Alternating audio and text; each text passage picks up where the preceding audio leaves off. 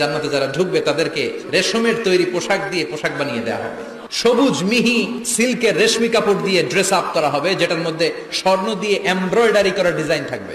জান্নাতে নারীদের জন্য গহনার কোনো অভাব নাই। জান্নাতের ভেতরে বিশাল এক শপিং মল থাকবে। প্রতি শুক্রবারে ডানে বায়ে সামনে পেছনে সব জায়গা থেকে বন বন করে মৌমাছির মতো জান্নাতীরা ওই শপিং মলে শপিং করতে আসবে।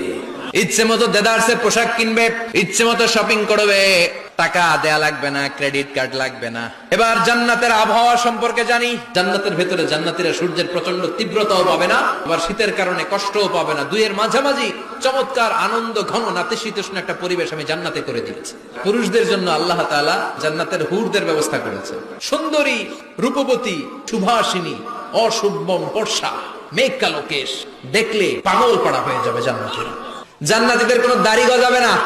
সব জান্নাতি লোকদের বয়স হবে 33, আর লম্বায় হবেন আপনারা 60 হাত লম্বা।